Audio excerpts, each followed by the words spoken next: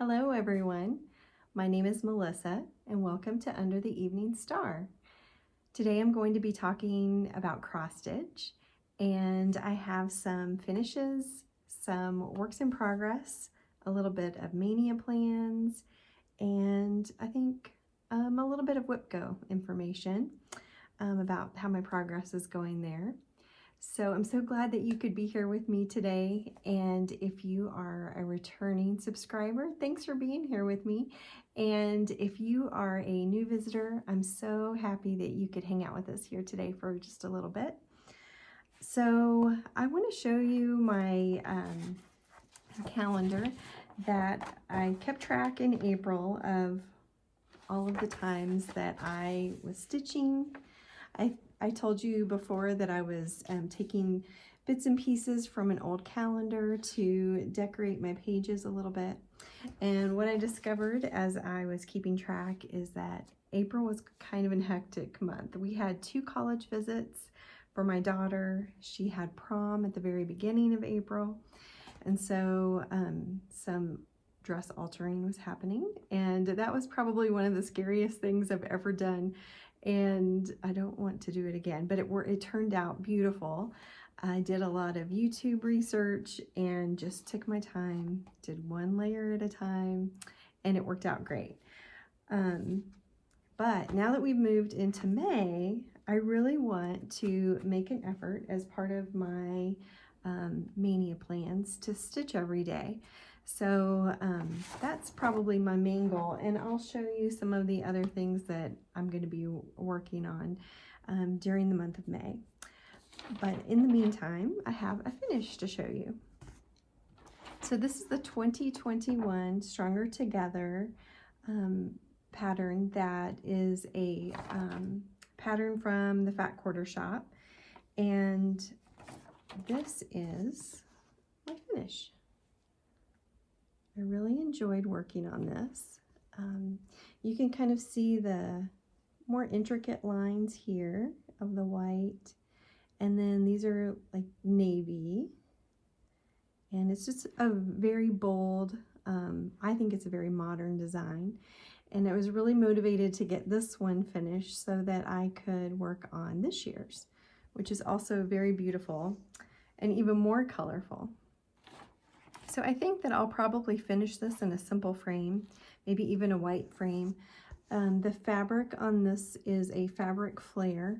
It's the Call for Aqua dyed effect in 14 count Aida. And I used 2 strands of DMC. And with any of these projects, if I forget to let you know what fabric I'm using or what threads, I'll always list that information in the description box below. So that was pretty exciting to have that finish. One of my WhipGo goals for this month was to, let's see, work on a Mill Hill gingerbread house ornament. And so I've been stitching away at this one. The pattern is a Mill Hill kit by, well, it's a kit by Mill Hill, and it's called Gingerbread Cottage. And when I first started out, I was doing the beading kind of as I went, and one of you lovely friends let me know that it's better to, and the instructions say, to do all of your stitching first and then add the beads. So I did that, and I have to say I found it a little challenging. I didn't realize that when I stitch, I kind of find my starting place, and I usually double check my stitches by looking up, looking over, and kind of using landmarks to guide me. And it took a lot of extra counting just to make sure that I was in the right spot. But you can definitely see the framework of the house. But it isn't just a fill and go and stop and then keep filling in next to where you've stitched before. You have to kind of be very careful. So I'm still going to be working on this one in May because I believe what was called for me was, last month it was an ornament, and this month it's Mill Hill. So I'm just going to keep stitching on this and hopefully get a finish by the end of the month. We'll see. And then, let's see, let me see, April was 5 and 17. So the Shine On Sampler was my other Whip Go goal. I did meet my goal of 5 hours on all of my Whip Go board numbers. My goal is always 5 hours. So I did do 5 hours on the little Mill Hill Ornament. And then my other one was the Shine On Sampler out of this book by Bonnie and Camille. And let's see. Here's what I have so far. And my 5 hours included the bottom of this star here. I had 2 points left, I believe. And then I did these flying geese and then the top of this block. It's going to be reflected on the bottom half with other colors. So I've really enjoyed working on this. This is done with Cosmo threads on a 25 count Lugana. And I love Bonnie and Camille's navy, reds, pinks, just such a fun selection of colors. So that was fun to get that out again and keep working on it. The other thing that I've been working on is Berry Patch by Hello from Liz Mathews. And I think when I talked with you last, I was unsure of what color to make these little flowers. I had contemplated using, Katie from the Novel Stitcher had chosen a very, very light purple, and I was looking at light blues, different color whites, gray, and I was doing little test stitches up in the corner there. And one night I was laying in bed and just thinking about it, and I was like, you know what? I should use 5200. That's probably the brightest. And I said, I'm going to get up and try that tomorrow. So I get up and I look at the thread. I pull it and started comparing it to what was already in the kit. That's the color that was called for.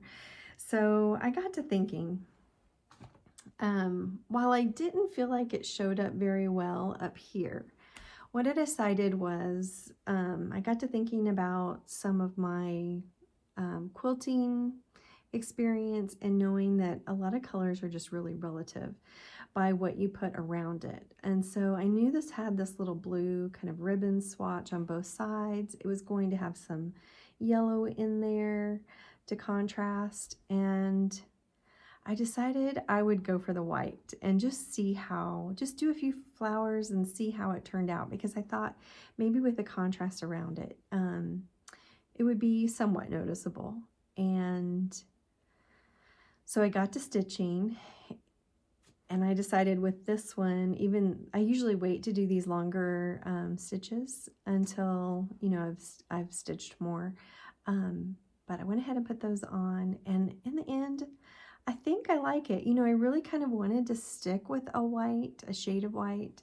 I don't know, strawberry picking is just, it's very sentimental, I guess, to me, because it's something that we used to do in Kansas for a number of years. We'd go strawberry picking this time of year, and it's just such a wonderful memory. And I don't know, something about it I really wanted to keep it white. So I'm glad, I feel like it did stand out pretty good. So I continued on. After I did one flower, I went down and did the butterfly, and then did a little more ribbon and the strawberry. And I think that's how I'm going to approach this, is to do a little bit of the border, and then do a couple of strawberries and a little vine, and then do some more of these fun little elements, and then continue on with the border, just kind of alternate between the two. I'm doing this as part of Best Bunnies Sal that Katie, the Novel Stitcher, has been hosting. She's finished with her berry patch, and it looks amazing. She's completely finished it, and it's beautiful. So if you haven't seen it, you should go check it out. I am so happy to not be contemplating, that I have taken action and moved forward. And, you know, that always helps you make a decision whether you're going to carry on or change courses. But you could sit and think about something forever. So I'm glad that I was able to make a decision and keep moving. So that is being stitched on a fiber on a Whim and 32 count cream and sugar. So it's a really pretty fabric. I have been using a hoop to stitch on that just to kind of stabilize it. I don't know if I will continue to, but I think so. I feel like your tension changes a little bit, how your stitches lie from when you're stitching in a hoop to when you're stitching in hand, or at least with me. Maybe I just haven't built that consistency. So I feel like I probably will use my Morgan hoop to continue stitching it. I really want to try a nerd hoop. So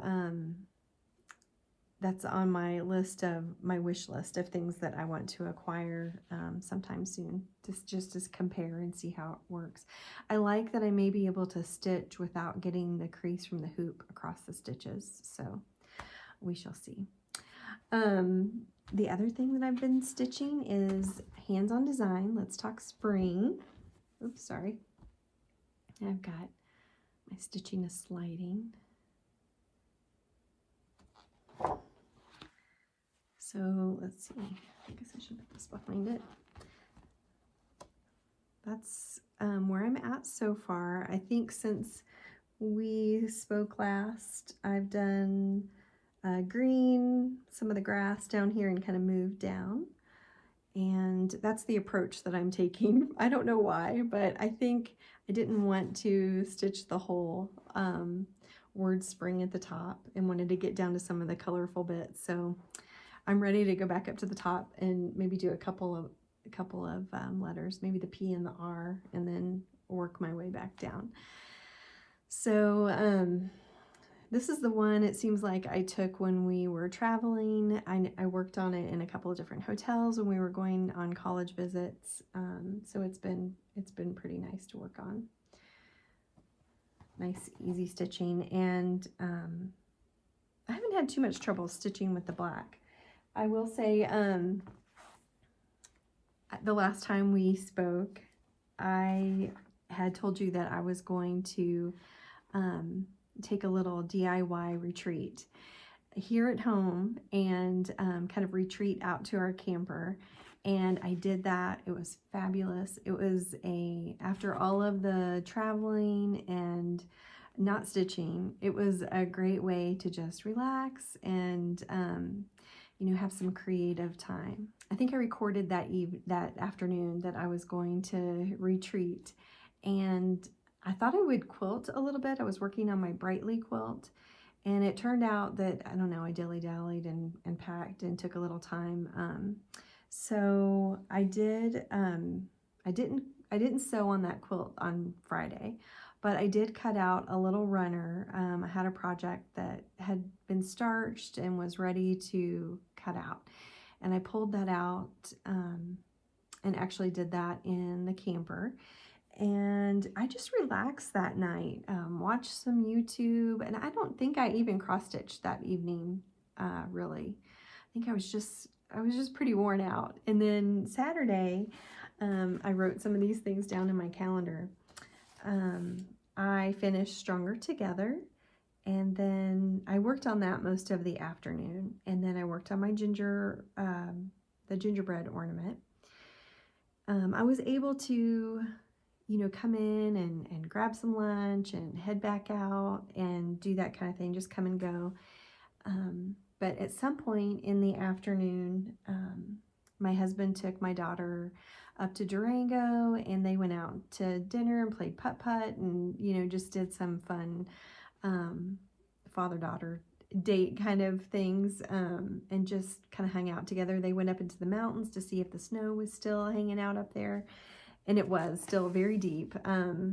But that gave me a chance. I came back in and worked on my Brightly quilt, figured out where I was, because I hadn't sewn on it since probably the end of January. And so I was able to figure out where I was and get a system going again and make some good progress on it. I'm not going to show it today until I get a little more progress on it. So I think my light is flickering.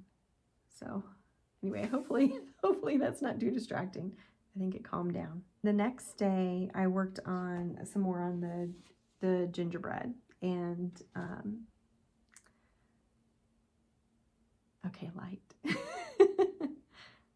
And just had fun watching some YouTube and looking at other cross stitch patterns that I, might want to consider for May. So anyway, I have some, actually a couple of tools to show you that I used since we've talked last, and my Maynia plans. So that's what we'll do next. So one of the things that I wanted to show you, I think I showed you last time that I had acquired it, and it's a little tool that I got from Stitch On, and I'll show you kind of how it works. So this is the back of it. It's got like a little spinner, which isn't like really, you don't really need it to spin. But this is a little frame, and you can see it's got like little magnets on it, little magnets there. And I have found this particularly helpful when I've had a pattern that's been in black and white, and also has repetition in the pattern. So for example, if I was working on this berry or one of the flowers, because all of these flowers aren't necessarily identical, I could put it on my pattern and kind of frame whichever one I was working on. If I was working on that flower or, that strawberry, I could kind of frame it. And this is just works as a little magnet, so you can kind of put it where you want it and then kind of pop that on the back, so that, and then, you can move it around on your pattern, as you need to. It's kind of hard to do one-handed, but that's kind of how it worked. And I had to use it for this one to make sure my eye went to the right strawberry blossom. And then I also used it when I was stitching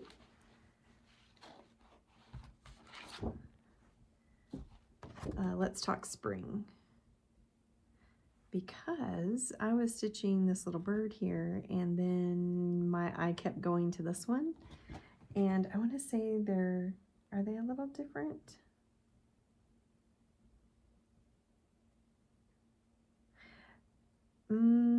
I think maybe I was they aren't different, they're exactly the same, but I was using maybe the landmark of one of these leaves or something was kind of throwing me off, because I was I think lining up the bird with, one of the leaves, as I kind of made sure this way and this way that it was in the right spot. And then I got confused because I was looking at the wrong bird.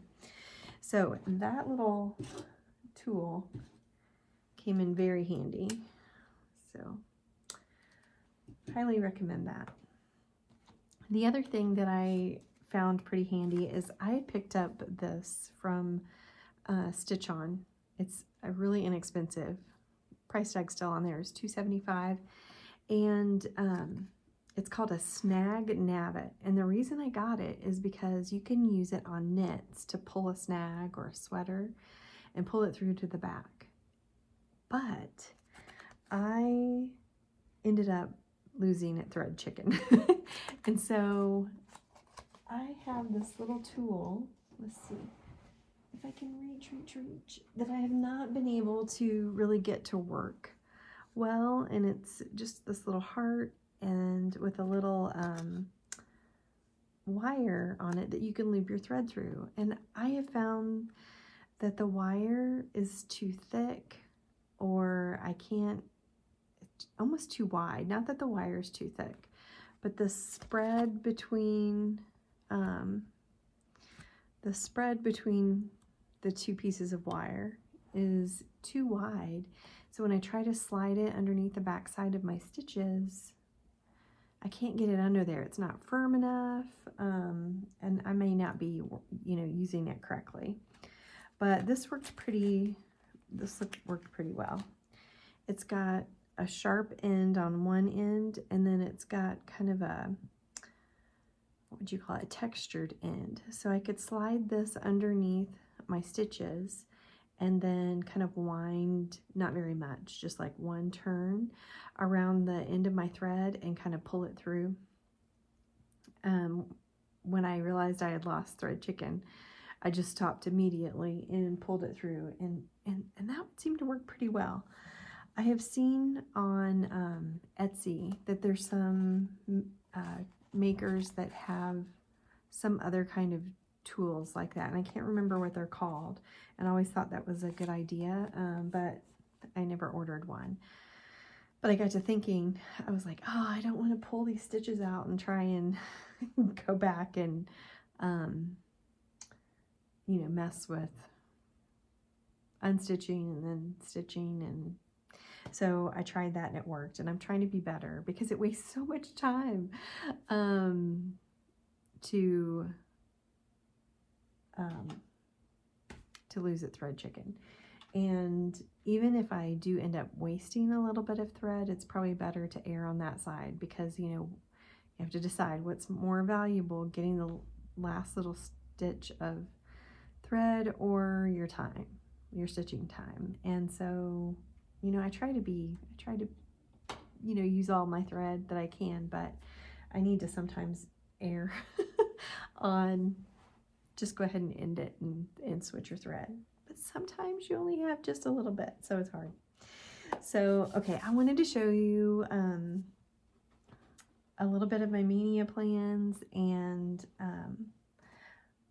I also had one other project that I worked on during my little DIY retreat here at home. So I'd wanted to start this Flea Market Flowers by Lori Holt, and I just wanted to at least get it started, because that is kind of, you know, a hurdle. You know, there are times when you feel like, oh, I don't want to work on this, that, and the other, but starting something new for me takes a little thought and planning about, you know, where you want to start on the project, and, you know, how you want to center it and everything. And so just getting started, to me, when you have a little chunk of time, is beneficial, because when I'm ready to get going on it, I can just pick it up. It's not going anywhere. It's going to wait right there for me. So I was able to get started, and I got some of the border done. Well, it's not done. I did the little trick where you do half stitches, and then on the 10th one, do a full stitch. So I got that started, and then got a couple of petals going with right here. So when I'm ready to start really working on it, it's ready to go. So my thought is, a lot of times when I finish stitching, to go ahead and get the next thread going. But I think I started stitching a little bit with that thread. But anyway, it's ready to go, and I'm stitching this in DMC, I believe. Yeah, DMC 25 count white Lugana. So felt good that I got that started, and we'll see when I think I had in my head in April that I was going to, you know, work on that quite a bit.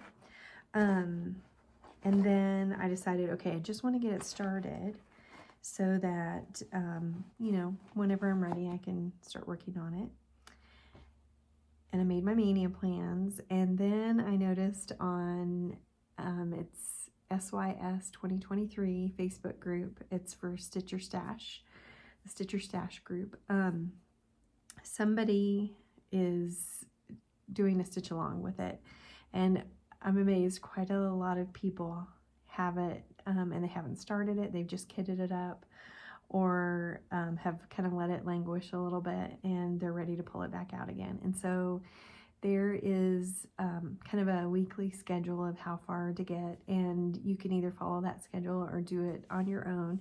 So I thought I would kind of keep track of that a little bit and see if I can keep up with it, or kind of keep close to it. It's not the highest thing on my priority list right now, but I think I am going to try and pull it out. So, Maynia Plans. My biggest priority is to stitch every day, as I said a little earlier. And then Katie, the novel stitcher, had mentioned that she's doing Maynia and she's going to do a new start every Monday. So I decided that's a great idea because summers typically are pretty busy for me. Since my daughter's out of school, we tend to do a few trips. We try to camp. And so if I have some things started, it actually may be easier to get some progress on some things done, because then I have a wide variety to choose from depending on, you know, what we're doing and what would be most suitable to that situation. When I first heard about Maynia, it was with Fat Quarter Shop's Flosstube a couple years ago. May even be 3 years ago by now. But let's see, Kimberly was going to do a new start every day, and I just could not wrap my head around that. Like, I'm really good at starting things. Like, I have, you know, quite a lot of experience starting quilt projects. But I just thought, if you did 30 or 31, I don't know how many days are in May, but to me that just seemed insurmountable to have that many unfinished things that you were working on. So this year though, I have a few things kitted up. So I've picked out 5 projects to work on, and my goal for them is really just to get them started and work on them a few days in a row. So I chose a project for the first Monday of May to be the one that for me had the highest priority. It's the one that I wanted to get started so that I would for sure have it available to stitch on when we are traveling this summer. We've got a long flight on one of our trips, and I thought it would be nice to have a project that had some fill-in to it, but also had some choices for some different colors if I was, you know, stitching maybe at the hotel or something like that. So I've spent a lot of time looking the last few months for a project, and I looked at some monochromatic stitches, so I'd only have one color of thread to deal with, but then I thought, well, maybe I would want to take another project with me that had a few more colors to make it a little more interesting. But in the end, I decided on this particular pattern because it kind of offered both for me, and I only had to take one project. So it's one that my sister got for my birthday, and a beautiful little ball jar with some flowers in it. And we both love ball jars. My dad collected them, and he and my mom would, you know, give them to us for your birthdays or Christmas. So on Monday, I got started with that pattern, and I thought if I could at least get the outline of the jar done and then the rim, then I would, oh, and also these darker blue little bits here, then I could spend time just filling in whenever I wanted. And if the occasion arose, I could, you know, work on a flower at some point. So, but I thought that might be the easiest to do. I have options, right? I have color changes and options. So that's what I started with. And I started out finding the center and getting that green leaf going, and then worked on the rim. That's all complete. And then today I did the outline of the jar and got started on the little reflection and started the bee. So before the end of the month, I would like to have, you know, ball and then the little reflection there at the bottom. So I've got it on 14 count Aida. It's a Wichelt fabric, and it's in white. I've serged around the sides, and today I kind of almost did a very bad thing. So once I got the outline of the jar done, I was like, okay, I can trim this piece of fabric down. And, you know, make sure that I don't have any extra fabric. I thought about taking, you know, some of the strands off my floss drops and only taking, you know, the strands that I need, because this pattern shows you how many, how much you need of, you know, of each thread. So I was like, I'm going to make this as light as possible. So I knew that I wanted 3 inches around each side. And so I measured 3 inches from the side of the jar and cut that side. And then I knew that the top of the flowers was about, you know, if I gave myself at least this much room on the top, you know, and I was like, oh, that's pretty close. Like, I can leave the top. And then I got ready to do the other side. And I was like, oh, wait, the flowers extend past the jar. And I was like, oh my gosh, did I ruin this?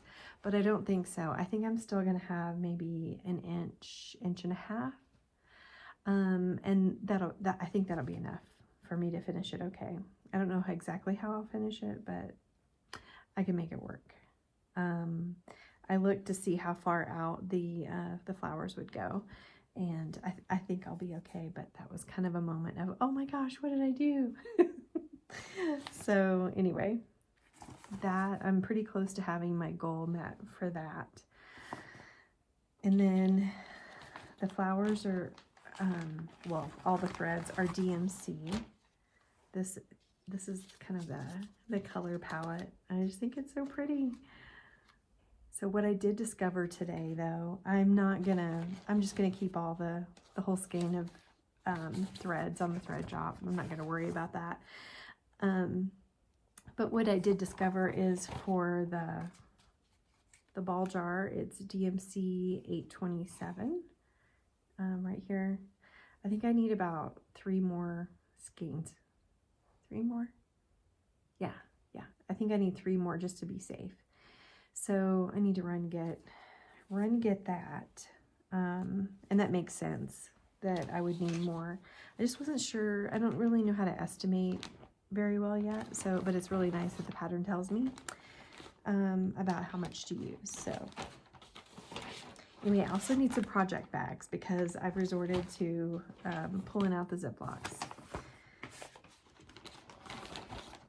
Okay, that's project number 1. The rest of them I won't necessarily have a particular order to them. I'll just pull next Monday, whichever one looks appealing at the time. But this one is Tiny Modernist. It's one of her free patterns.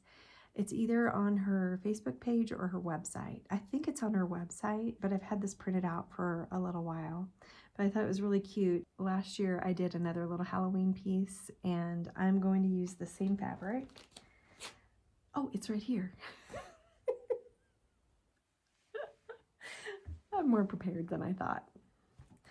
So I did this one, and it's a freebie too. And let's see if I have written down.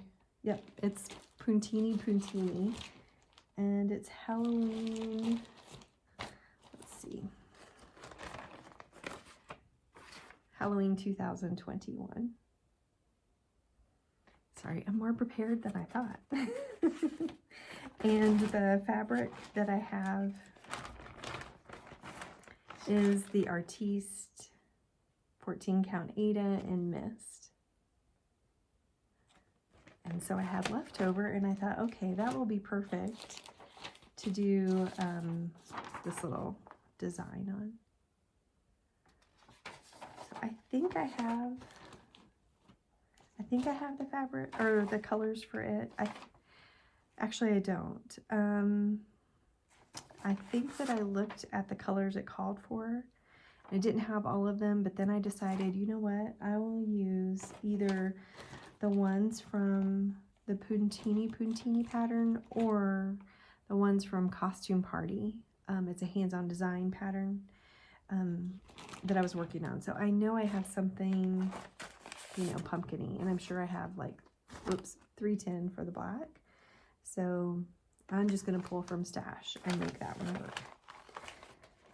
So that's the second Maynia project that I will have.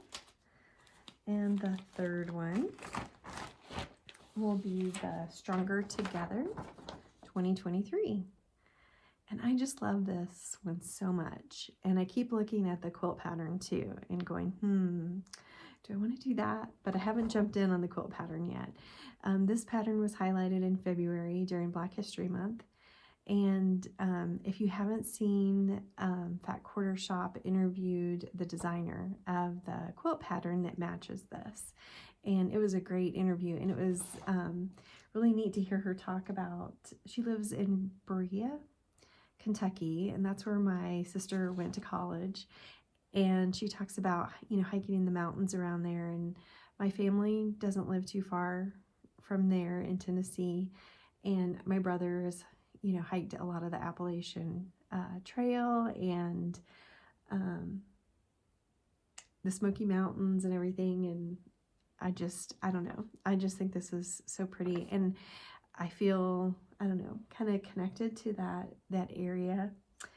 And I've thought a little bit about stitching this for my brother, because along with the pattern, they include some history of some famous African Americans, Katherine Johnson and a man named York. And he was, I haven't read it in a little while, but I think he was connected with Lewis and Clark. And is there another one with this one? Oh yes, quite a few actually. And Charles Young. So, yeah. And anyway, he's a history teacher, and I thought maybe he would, enjoy the history and kind of the symbolism behind this stitch. So I'm going to stitch it on this same color. I don't know if it's the exact same fabric, but it's the same color. And I've pulled all the DMC threads that go along with it. You can see those here. So I'm really excited to start that one. Of course, we buy patterns that we find exciting and pretty and challenging or interesting. So, of course I'd be excited. And then let's see, what number was that? 1, 2, 3. Okay, so number 4, the 4th Monday, or one of the Mondays, I'm going to choose one of these Primrose Cottage stamps. There's February 14th, there's Sweetheart, and Be Mine. I'm thinking about Be Mine. I don't know why, I just kind of randomly picked that one and put it towards the top. So I do think that I might be able to finish this one this month. Seems like these would go pretty fast. So I already have some more 25 count Lugana in white to use, and the DMC threads. I've had these picked out for a while, so, and kitted up. Shall I say it? I'm really excited about those too. All right, so the last one is the stitch cards from Lori Holt. This is set M, and of course I picked this one because of the strawberries and a little cup of tea. Gosh, I love that so much. Both of those, or all 4 of them, I love. So I think they'd be really fun. One of the neat things is that I think each set comes with a different border, and so you can kind of interchange these as you like, but there's some of the others. They recently had one come out that's like Stitch or Sew related that looks really cute, so that one is on my wish list for sometime soon. But I've had this kitted up from Fat Quarter Shop with the DMC threads, and then I picked out the called for Farmhouse. It's 25 count even weave. I think this is Lori Holt's vintage cloth. So it looks a little beige in the camera, but it's it's got a bit of a pink tint to it. I think it does anyway. Isn't that funny how the light's different? But anyhow, those are my 5 projects that I will start on the Mondays in May.